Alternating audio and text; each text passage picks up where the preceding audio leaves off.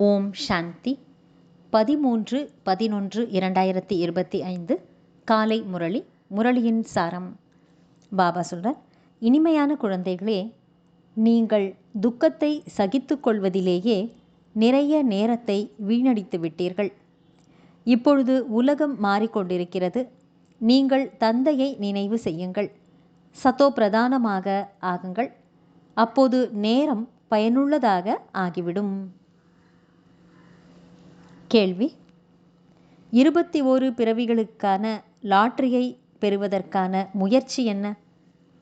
பதில்: 21 பிறவிகளுக்கான லாட்டரியை பெற வேண்டும் என்றால் மோகத்தை வென்றவர் ஆகுங்கள். ஒரு தந்தையின் மீது முழுமையாக பலியாகிவிடுங்கள், அதாவது சமர்ப்பணம் ஆகிவிடுங்கள்.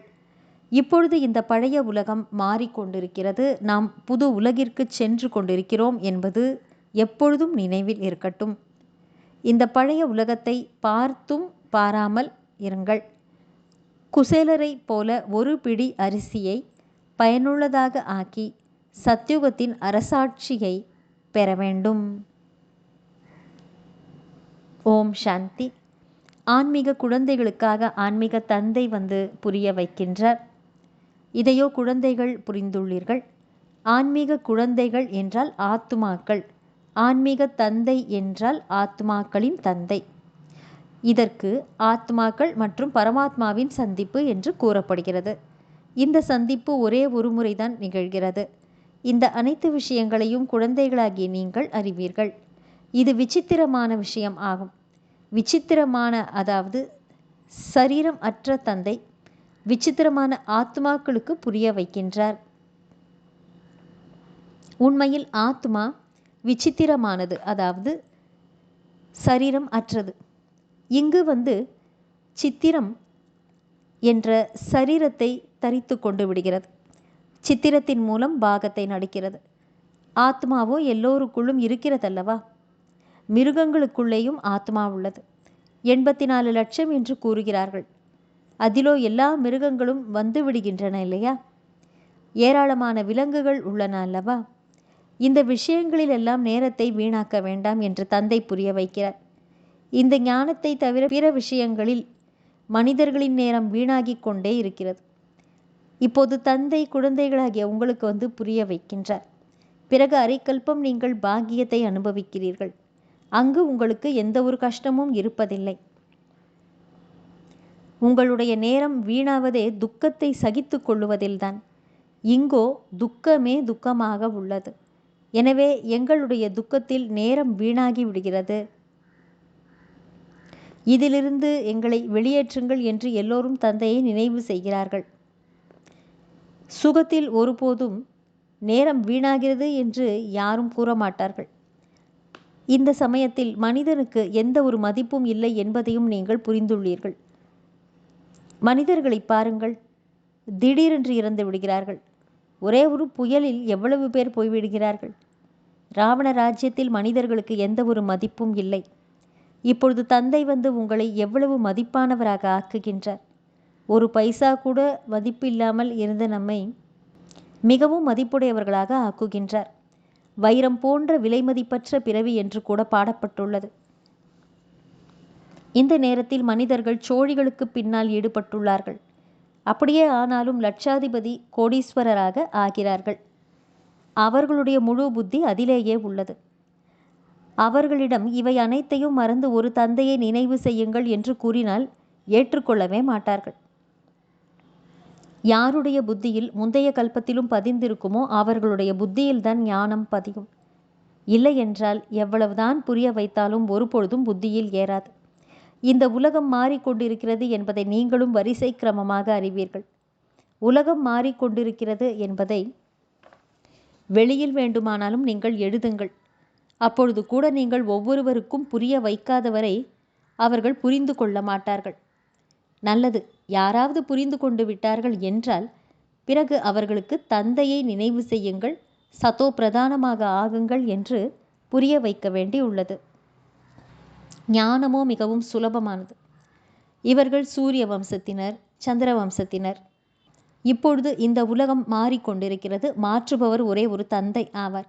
இது கூட நீங்கள் சரியான முறையில் புரிந்துள்ளீர்கள். அதுவும் வரிசை கிரமமாக முயற்சிக்கேற்ப. மாயை முயற்சி செய்ய விடுவதில்லை. பிறகு இது கூட நாடகப்படி அந்த அளவு முயற்சி நடப்பதில்லை என்று நினைக்கின்றார். ஸ்ரீமத் மூலமாக நாம் நமக்காக இந்த உலகத்தை மாற்றிக் கொண்டிருக்கிறோம் என்பதை குழந்தைகளாகிய நீங்கள் இப்பொழுது அறிவீர்கள். ஸ்ரீமத் என்பதே ஒரே ஒரு சிவபாபா உடையதாகும். சிவபாபா சிவபாபா என்று கூறுவதோ மிகவும் சுலபமாகும். வேறு யாருமே சிவபாபாவையோ ஆஸ்தியையோ அறியாமல் இருக்கிறார்கள். நல்லது. தாரணைக்கான முக்கியமான சாரம். 1.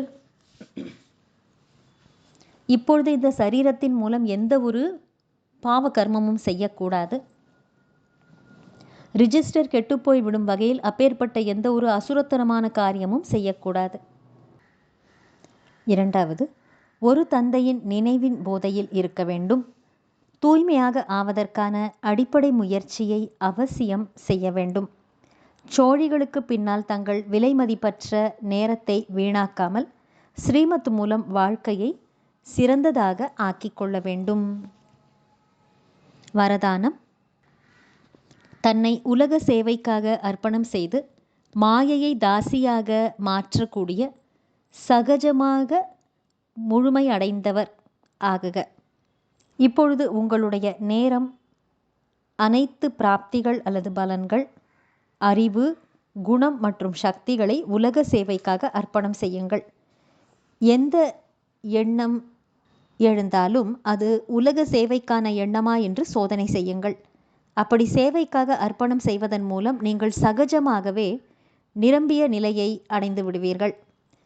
சேவையில் தன்னைத்தான் ஈடுபடுத்தி கொள்ளும்போது சிறிய மற்றும் பெரிய பரீட்சைகள் அல்லது சோதனை தாள்கள் தானாகவே சமர்ப்பணம் ஆகிவிடும். பிறகு நீங்கள் மாயையை கண்டு பயப்பட மாட்டீர்கள். சதா வெற்றியாளராக ஆகக்கூடிய குஷியில் நடனமாடிக்கொண்டே இருப்பீர்கள்.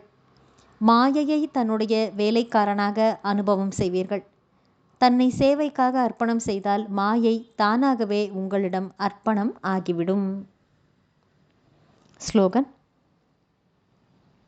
உள்நோக்கு முகத்தின் மூலம் வாயை மூடிவிடுங்கள். அப்போது கோபம் முடிவுக்கு வந்துவிடும்.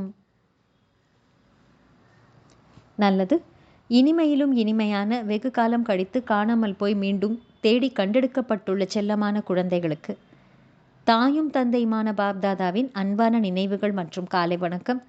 ஆன்மீக குழந்தைகளுக்கு ஆன்மீக தந்தையின் நமஸ்காரம். ஆன்மீக தந்தைக்கு ஆன்மீக குழந்தைகளின் நமஸ்காரம். அவ்யக்த சமிக்கை. அசரீரி என்ற சரீரத்தை மறந்த நிலை அல்லது விதேகி சரீரத்திலிருந்து விடுபட்ட நிலையின் பயிற்சியை அதிகப்படுத்துங்கள். எப்படி சுவிட்சை ஒரு நொடியில் போட்டு அணைக்கின்றோமோ அதே போல ஒரு நொடியில் சரீரத்தின் ஆதாரத்தை எடுத்துக்கொள்வது மற்றும் ஒரு நொடியில் சரீரத்தை கடந்து அசரீரி நிலையில் நிலைத்து நிற்பது என்பது ஏற்பட வேண்டும். அவ்வப்போது சரீரத்தில் வருவது, அவ்வப்போது அசரீரி ஆவது, அவசியம் ஏற்பட்டால் சரீரம் என்ற ஆடையை அணிவது, அவசியம் இல்லை எனில் சரீரத்திலிருந்து நீங்கி இருப்பது என்பது வேண்டும். இந்த பயிற்சியை செய்யுங்கள். இதைத்தான் கர்மாதீத்த நிலை என்று சொல்லப்படுகிறது. நல்லது. ஓம் சாந்தி.